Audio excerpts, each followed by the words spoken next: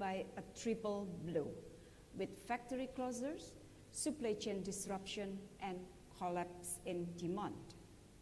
In this context, as much as 21 out of 24 manufacturing industries experience negative growth rate. Amidst COVID-19, it has been the priority of the government of Indonesia to develop our industrial sector to also build resilience after the current crisis. To get a better understanding on this matter, I am very honored to be joined by Pak Agus Gumiwang Kartasasmita, Minister of Industry. Shortly, Minister Kartasasmita will elaborate more on efforts to develop the national industry to support economic recovery post-COVID-19. And after that, Professor Wiku Adhisasmita will also convey some updates. Colleagues, the past 7 days has been a big week for ASEAN as well as for the issue of Palestine. Let me update you on this development. First is on ASEAN. In preparation of the summit, the ASEAN summit on the 26th of June, which is tomorrow, yesterday, the ASEAN foreign ministers gathered virtually for a series of ASEAN meetings. I participated in 3 ASEAN ministerial meetings, namely informal ASEAN Ministerial Meeting, or AMM, and then ASEAN Political Security Community Meeting, or APSC, and ASEAN Coordinating Council, or ACC. Several pertinent points highlighted during the meetings. First, ASEAN should not be trapped in rivalries between major powers. ASEAN is committed to promote cooperation with all partners to create a peaceful, stable, and prosperous region. ASEAN must be united to reiterate importance of respecting and upholding universally recognized principles of international law, including 1982 UNCLOS. During the meeting, we discussed also development in Rakhine State. The Secretary General of ASEAN briefed the meeting on the follow-up of the formation of ad hoc support team in ASEAN Secretariat, financed by Indonesia. Voluntary, safe, and dignified repatriation should remain the priority. In this connection, ASEAN will continue to implement recommendation of preliminary need assessment, or PNA, including projects related provision of basic services. To develop trust, confidence building, and strengthen social cohesion, the FM radio programs will be launched to disseminate information in Rakhine State. Still on the Rakhine issue, I brought the issue of boat people and requested that preventive measures and early detection should be taken to prevent them from taking unsafe journey at sea. It is very sad to see that the Rohingya people are also victims of smuggling and trafficking in person. As I speak now, I had received information that yesterday, Indonesian fishermen and authorities have helped 94 people from Rohingya ethnicity in the northern part of Aceh. To be more exact, is on the hold on. The name is a bit difficult to pronounce. Seunudon waters in the northern part of Aceh. So among these 94 people, there are 49 women, 15 men, and 30 children, 10 boys, 20 girls. And based on humanitarian consideration, we give these people emergency assistance. At the same time, we will continue to work with countries in the region through various mechanisms on early detection measures, as well as to prevent both people to take unsafe journey at sea from the country of origin. I underline that the issue of boat movement cannot be separated from the root causes of refugees in the region. Accelerated repatriation process is key. Now, back to the ASEAN meetings. During the meetings, Indonesia also raised the issue of Palestine. I underline that the planned annexation of part of West Bank by Israel will be a blatant violation of international law and various UN resolutions. In this regard, I call ASEAN countries to act in unison to support the right of the Palestinians and reject Israel's continued violation of international law and UN resolution. And lastly, during the ASEAN meeting, I emphasized that ASEAN must be prepared to face the new normal through adjusting its working methods, in utilizing ASEAN Secretariat building, and in preparing ASEAN community building post-2025. Colleagues, in the last 7 days, diplomacy related to issue of Palestine was high in the agenda. I participated 2 important meetings on Palestine. One is UNRWA Extraordinary Virtual Ministerial Pledging Conference on the 23rd of June. And then just last night, I participated in the UN Security Council meeting on Palestine. And this meeting was initiated by Indonesia, Tunisia, and South Africa. On UNRWA Pledging Conference, the purpose of the conference was to gather financial support for the work of UNRWA. UNRWA is the United Nations agency that provides assistance and protection for millions of Palestinian refugees in Syria, Lebanon, Gaza Strip, the West Bank, and Jordan. I myself visited one of the refugee camps in Jordan in March 2019, and I saw with my own eyes the Palestinian refugees still have glitter of hope that keeps them alive. But the hope of the Palestine looks bleaker now, as the refugees face the COVID-19 situation and the threat of Israel's plan to annex West Bank. To add, UNRWA is now confronted by financial challenges. With the current funding shortfall of $800 million, UNRWA will not be able to provide 5.5 million Palestinian refugees with most needed humanitarian assistance. Therefore, amidst all difficulties that all countries are facing right now, including Indonesia, we still have heart and commitment to the Palestinian people. During the meeting, I underlined, supporting UNRWA means supporting Palestine. Therefore, Indonesia has pledged to increase its financial contribution for UNRWA. On top of that, Indonesia is also committed to render financial support for Palestine through the government of the Palestine and ICRC, and continue its technical and humanitarian cooperation with the people of Palestine. So that is about the UNRWA Pledging Conference. Now let me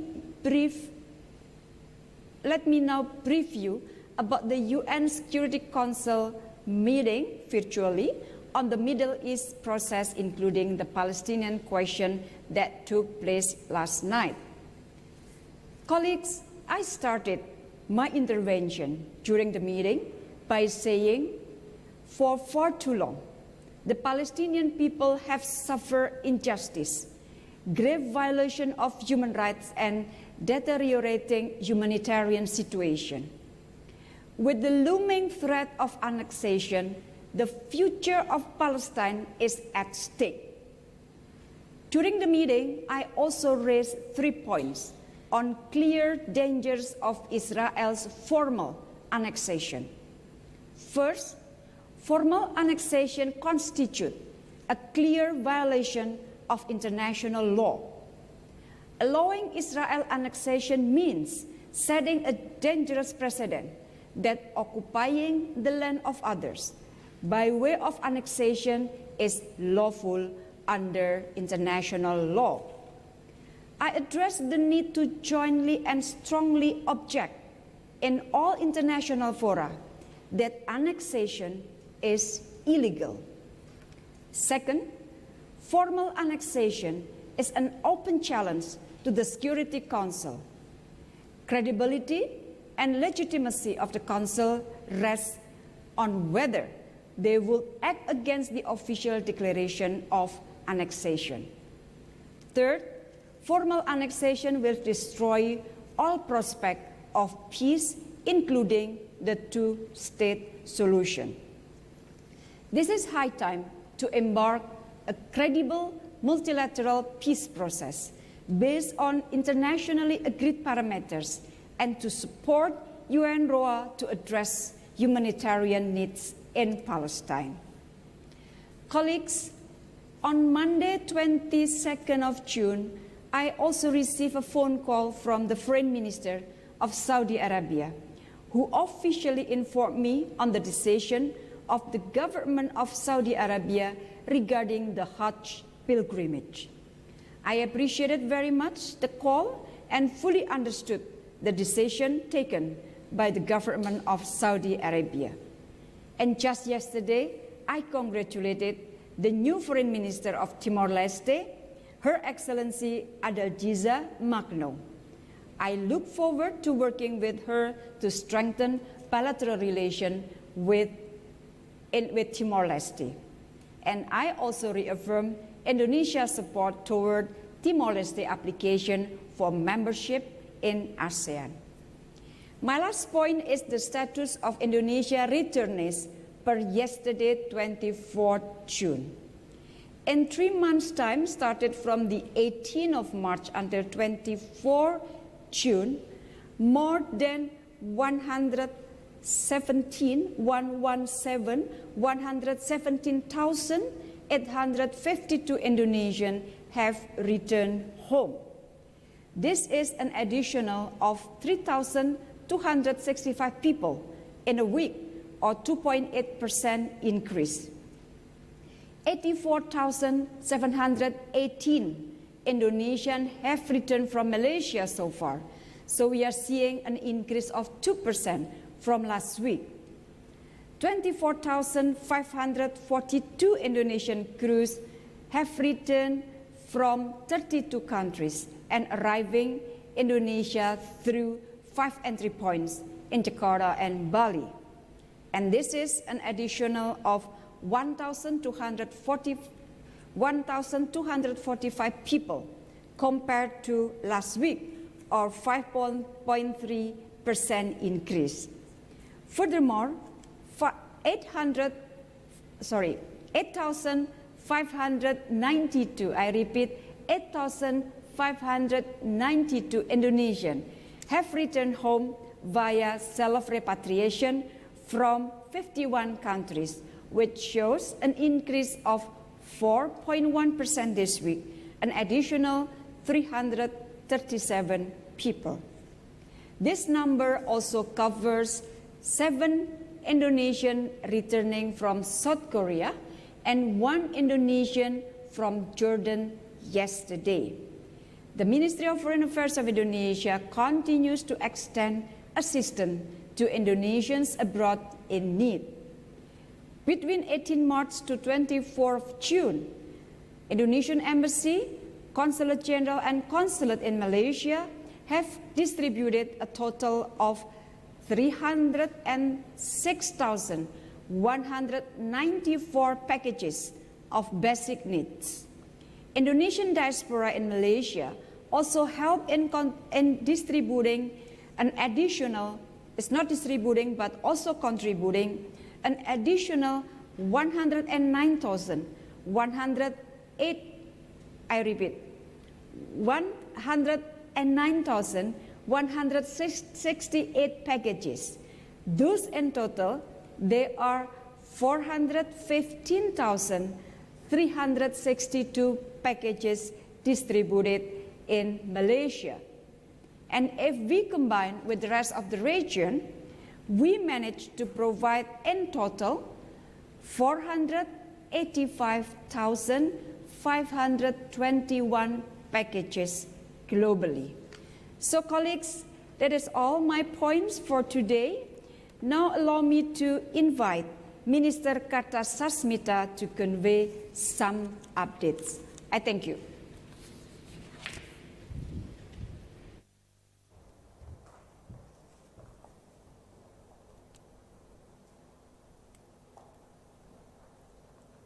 Good afternoon, everyone, especially members of the international press. Thank you, Minister Retno, for initiating this virtual press briefing and for allowing me to share Indonesia's industrial policies in response to the COVID-19 outbreak. It has been a tough few months for all of us, and challenges we face now are at an extreme high. As Indonesia is now starting to reopen for commerce and businesses, allow me to provide the latest information on several key issues pertaining to Indonesia's industrial sector. Despite many challenges faced by manufacturing sector, industrial sectors remains to be the largest contributor to the GDP, which amounted around 90%, although the utilization of industry has experienced a downturn from 75% prior COVID to currently 40%. Although we may see a lower growth at the first half of this year, we are adamant that with the policies we have and continue to put in place, our economy will gradually begin to rebound by third quarter this year. The government has been applauded by significant and progressive industrial policies in the face of this pandemic. The most important policy issue has been the issuance of set of policy that have allowed factories and manufacturing facilities to safely operate during the PSBB or large-scale social restriction. Both domestic and foreign industrial companies, in matter of few hours, have been able to obtain industrial operational and mobility permits, which allow them to continue operations. To date, we have issued about 18,000 of such permits that we believe represents a total workforce of 5 million people. In parallel, the government provided various lucrative fiscal and non-fiscal policies for both manufacturing industries and potential new investors. Fiscal stimulus for affected industries included relaxation for import tax, income tax, value-added tax restitution, and income tax allowance for individual enterprise. In addition, the government is also offering a super deductible tax up to 300% of companies undertaking R&D and up to 200% for those providing vocational development. Ladies and gentlemen, members of international press, fully supported by these policies, we feel confident that our national industries are steadily taking its firm stance in facing the challenges arising from the global pandemic. This is clearly seen in particular by key industrial sectors that are leading Indonesia's self-reliance in tackling the disease, such as medical devices, consumables, and pharmaceutical sector. In medical devices and consumable sectors, our industry has now the capacity of producing up to 3 million pieces of N95 masks and 4.7 billion pieces of surgical masks per annum to meet the approximate yearly domestic consumption of 172 million pieces. Our industry has also been able to mass produce up to 648 million pieces per year of PPE, hazardous material coverall, to meet the annual domestic consumption of merely 11.3 million pieces per year. This adds up to the ability in meeting the domestic demand of cloth, washable masks, and surgical gown. Some of our hazmat coverall products have been tested and passed AATCC, American Association of Textile Chemists and Colorists standards, be it AATCC 42 for water impact tests or AATCC 127 for hydrostatic pressure test, as well as the international standard for coverall protection toward biological hazard and liquid, set by ISO 16604 Level 2. Today, 6 out of 16 domestic producers have been certified as they prepare to export and meet global demand. For ventilators, one of our local company is now preparing mass production for emergency type ventilators in mid-July 2020, while the production of the ICU type of ventilator will take place at the end of July 2020. We are so proud to highlight that in the process of manufacturing these ventilators, the industry has been able to produce locally all mechanical components which could take up to 80% of total required components. I'm also proud to say that these figures, these numbers, show that our national industry is not only capable of meeting the local consumption, but also capable to meet global demand. Ladies and gentlemen, members of international press, our pharmaceutical industry, which consists of more than 220 companies, which 90% of them are still focusing on downstream sector, such as drug formulation. On the other hand, the upstream industry gap is forcing Indonesia to spend approximately $712 million per year to source raw material from abroad. To curb its dependence on imports, we are collaborating with key stakeholders to formulate policy and regulation in establishing conducive industrial ecosystem that allows Indonesia to be self-reliant. Furthermore, stepping into the new normal COVID-19 phase, we are aiming to achieve 35% of import substitution by the end of 2020. In order for this to happen, we are in the process of drafting policies that I am certain will attract both foreign and domestic investors to invest in import substituted goods production, as well as boosting the use of locally produced raw materials and intermediate goods. We will continue to improve the quality of industrial-related policies for sustainable industrial growth and supporting investment in Indonesia, both domestic and foreign. As one of the world investment destination, Indonesia is closing in to become ASEAN's production base for the global producers and rise as a major player in the global value chain. I think that's all I can say for right now.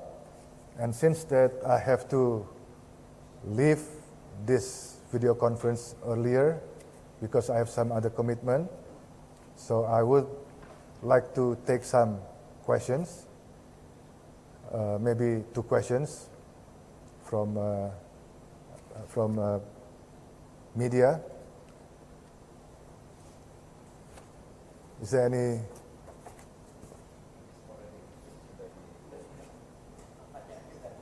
Okay. So, currently, we are in discussion with various investors, and we are trying our best to cater all of their needs. Our main concern now is to ensure that industrial estate and facilities have long-term infrastructure that includes energy supply and logistical access. To ensure that, one of many options is to readjust plans and to readjust development from Brebes to Batang. Batang is, for me, a better location. It has more facilities in place and good proximity to international airport. Indonesia also has developed 114 industrial estates throughout Indonesia, which already equipped with access as well as facilities. And this could be a good option as well for investors. Next question.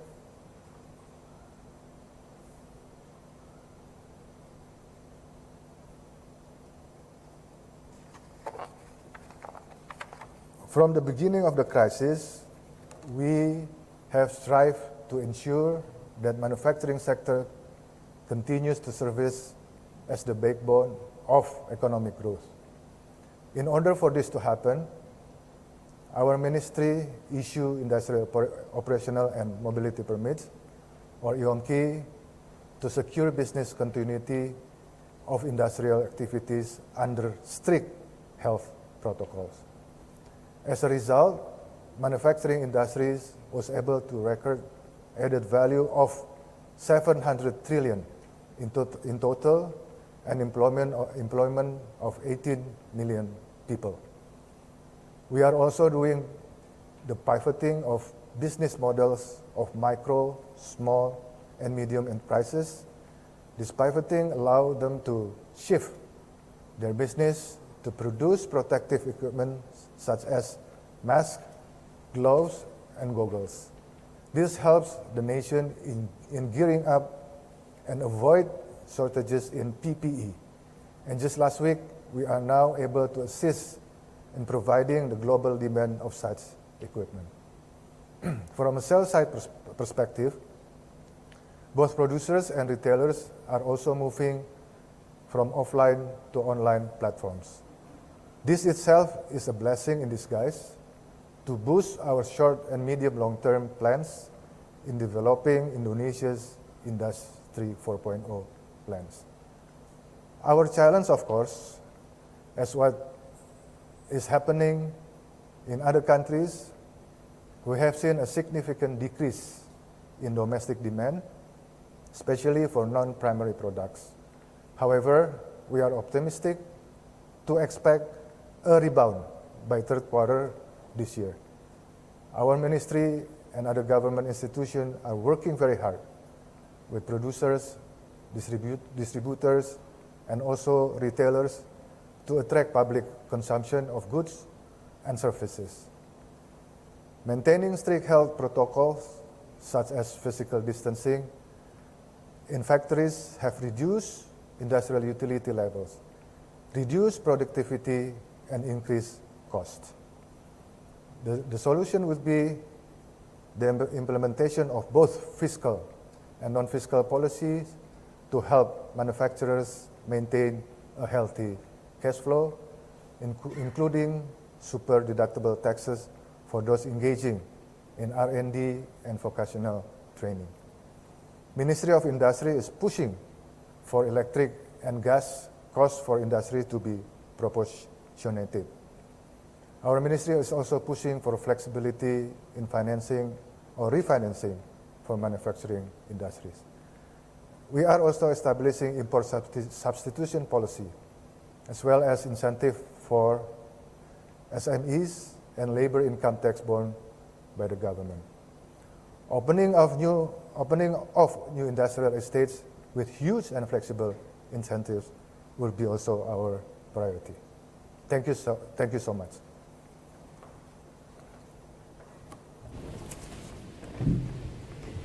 So thank you very much, Minister Kartasasmita, for your briefing and for responding some question from the media. And Minister Kartasasmita has to leave the briefing room for another appointment. So once again, terima kasih Pak Menteri.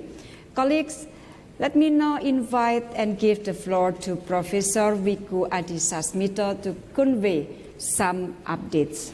Professor Wiku, the floor is yours.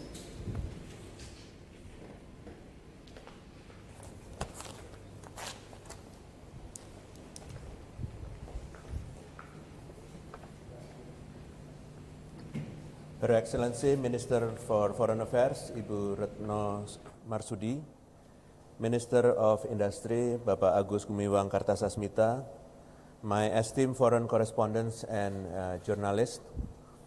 For more than 3 months, we have been battling against coronavirus pandemic. Even though this is a tough task to do, we could see lots of positivity spark amongst us. We could see the tendency of collective collaboration or gotong royong. More than 30,000 volunteers are working with us to assist health workers alongside with other donation and charity movement amid the crisis. There are more than 1,600 reference hospitals prepared across Indonesia. More than 200 laboratories are affiliated in our systems, carrying more than 20,000 samples testing every day. Indonesia honors every single individual involved, directly or indirectly. This shows how much we could accomplish as a nation and that we always could break boundaries we thought existed. Another big news we should be proud of is that Indonesia, home to one of the biggest textile industries, is able to produce its own coverall gown, a very crucial protective gear for health workers, especially in isolation rooms designated for COVID-19 patients. These coverall gowns have been produced under several corporations, and we entitle the union as INA United. All of them have gained international standardized certification for level 3 protection, which is maximum, which means that they are eligible to be used in operating in isolation rooms. We are very proud and hope that they could be widely distributed and utilized by health facilities across Indonesia. COVID-19 has become a global issue, infecting nearly 9 million people and causing almost 500,000 deaths. According to the statistics from the WHO, with the last update on the 23rd June 2020, American continent got the worst impact of this pandemic, as half of the global COVID-19 confirmed cases came from this continent. Southeast Asia is the region with the 4th largest number of confirmed cases after Europe and Eastern Mediterranean.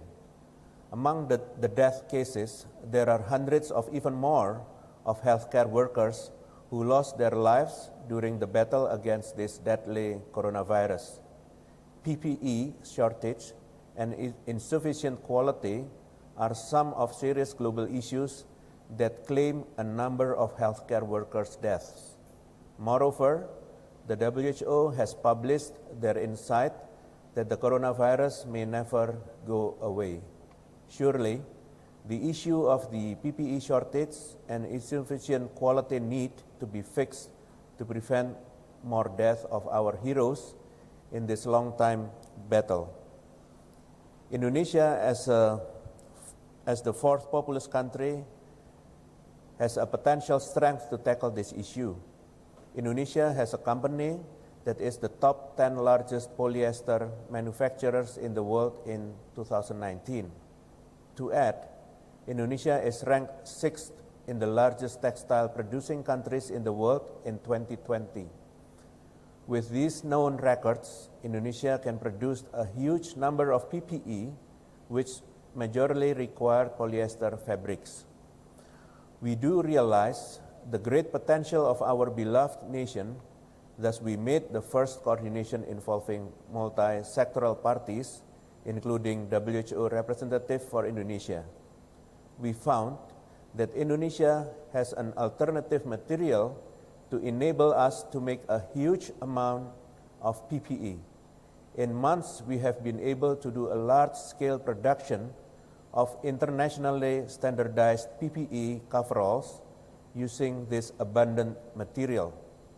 As you can see, these are some examples of the PPE coveralls we made.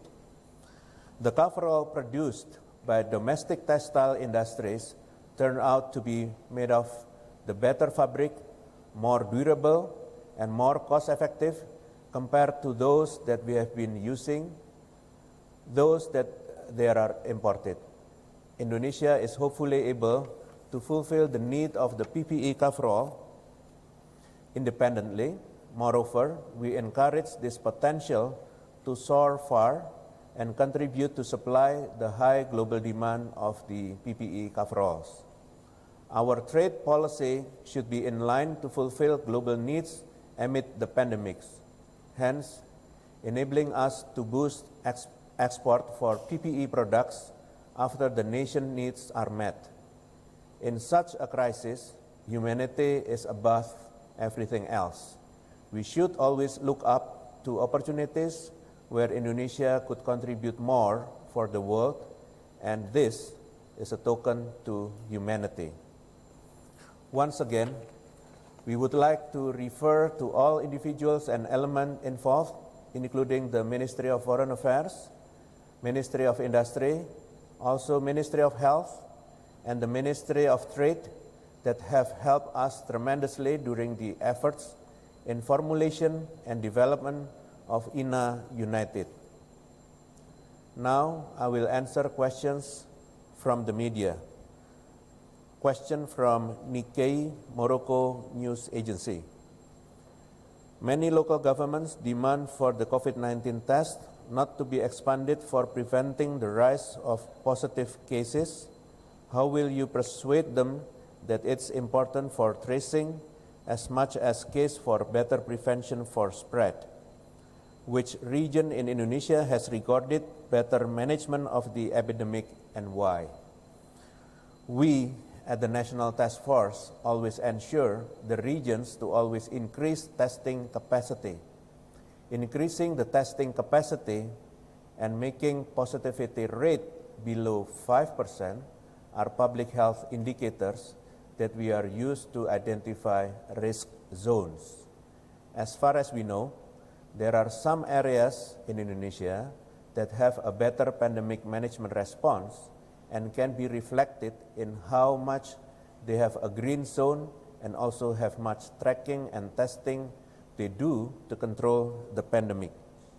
We see some rejection from people, and we think that is caused by pervasive fear. As the government, we should always educate our citizens, including local authorities, and approach them persuasively to tackle the emerging panic. Public communication is very important. It is our responsibility to always educate people, to give them understanding that screening is imperative especially for the contact tracing. Tracing is compulsory in outbreak mitigation.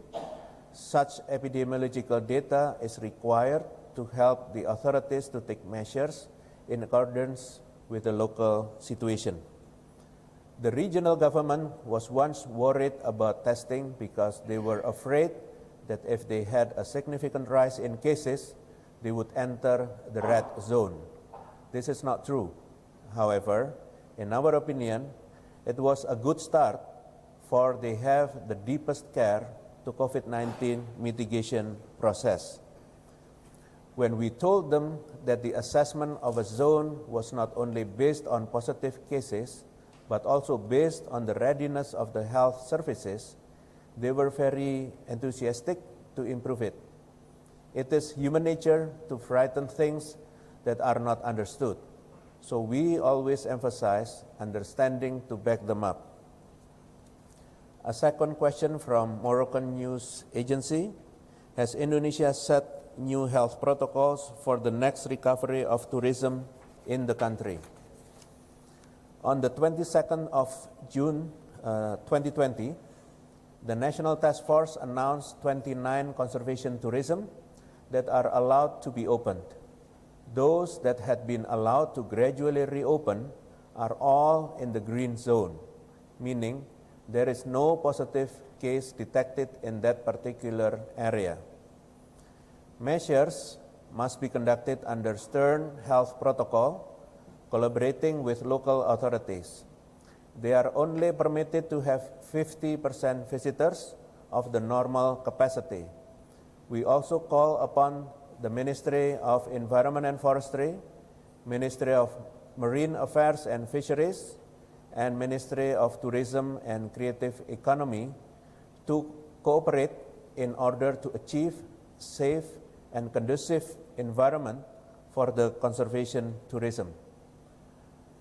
The tourism sector for leisure resembles school.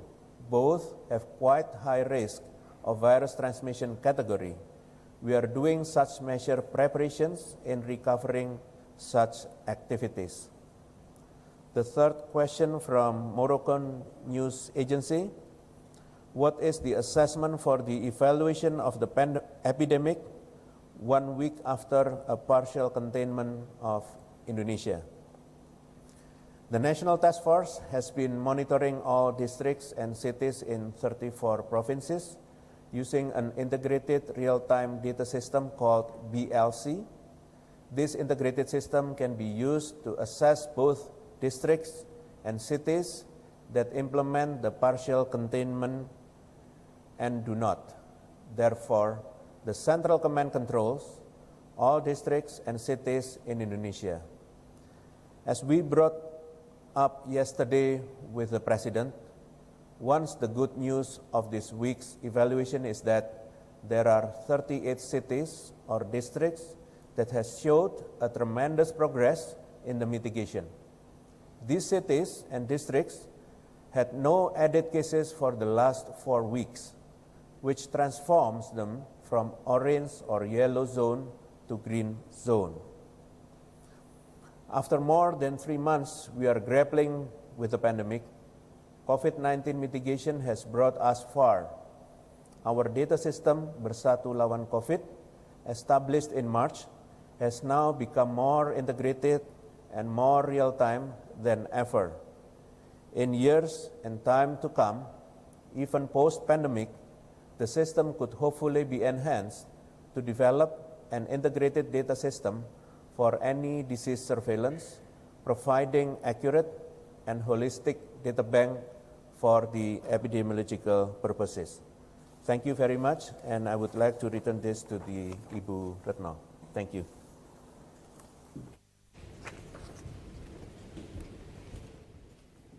Well, thank you very much, Professor Wiku, for updating us, including on the capacity of the medical equipment, especially on the PPEs under the INA United.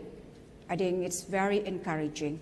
Well, colleagues, now my turn to close this briefing by responding question related to foreign policy. On the question, first is on the question by Nikkei, NHK, Voice of Vietnam, regarding what are your expectations, the expectation of Indonesia and hope of Indonesia about the upcoming ASEAN Summit. Colleagues, the ASEAN Summit will be an opportunity for the ASEAN leaders to further consolidate and coordinate effort to mitigate COVID-19 and its impact, focus effort on economic recovery, as well as to address recent developments in the region.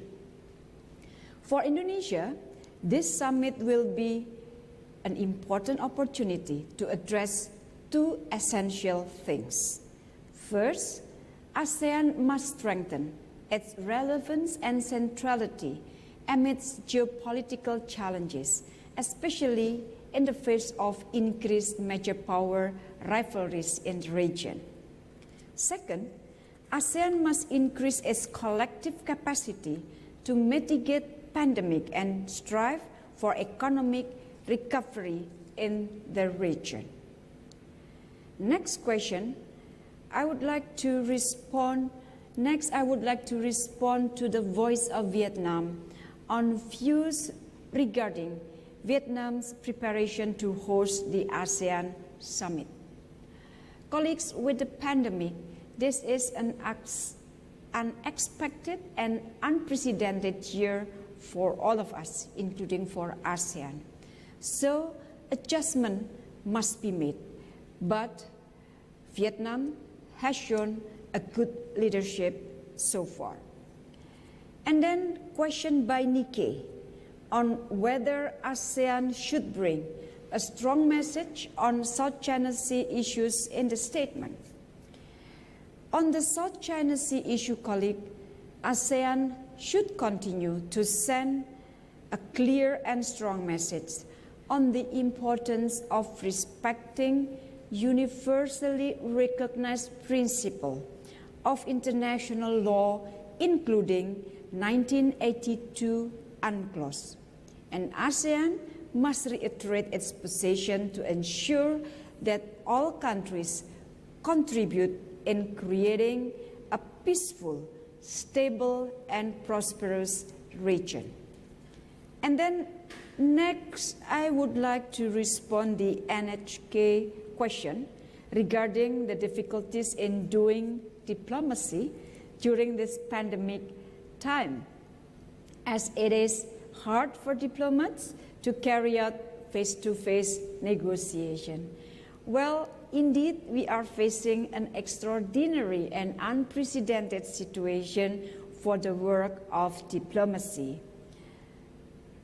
Again, adjustment is needed, but I'm sure that face-to-face negotiation and meetings remains important in diplomacy. So again, though traditionally negotiation is always done by face-to-face, but we have to adjust it, but I'm still very sure that face-to-face meetings and negotiation remains important in diplomacy.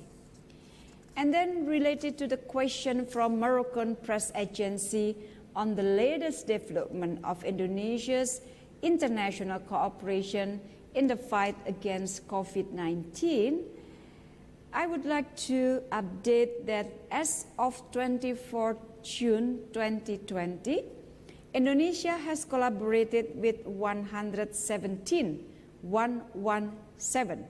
international partners, comprising of 11 countries, 12 international organizations, and 94 NGOs. We have also facilitated international business-to-business support for 15 entities. And then Moroccan news agency and Kyodo asked a question on the views regarding updates on travel bubbles. I think I have explained this in my last briefing, and I will update you again once there are new significant developments. Next, I would like to respond to the NHK question on the progress regarding diplomatic note on South China Sea sent to UN. Again, I have addressed this last week, and I mentioned that the second note that Indonesia sent was on the 12th June 2020, and there are no further updates. And now I will answer question from Moroccan press agency on when Indonesia plans to open its air border. And again, I have responded this question last week, and I shall repeat again that this policy is subject to further evaluation based on the development of the situation. May I come back to the question on the update travel bubble? On top that, I mentioned to you that I will update you when there is significant development, but so far we had discussion with a number of countries. Of course, what I would like to underline that this talk on the possibility of having essential business travel bubble consider, of course, the strict health protocol implementation. So what I would like to say is that the health protocol consideration is part of the negotiation on and talk of the essential business travel bubble. And again, I will update you whenever there is some developments on the talk, because you know there is talk, there is discussion. Not all of this discussion I can reveal right now, but what I would like to convey to you is talks with a number of countries are there. And then lastly is on the question by Moroccan press agency in regard to latest report on COVID-19 relating to the foreign community in Indonesia. Per yesterday, there are 332 positive cases, 9 deaths, 214 have recovered, and 494 are ODP, or people under monitoring, and 277 ODP foreign nationals have been repatriated. So, colleagues, once again, thank you very much for being with us again for this press briefing for today. And of course, thank you very much for Minister Kartasasmita and Professor Wiku who joined us for today's press briefing. So once again, thank you, and I'll see you, inshallah, next week. Bye.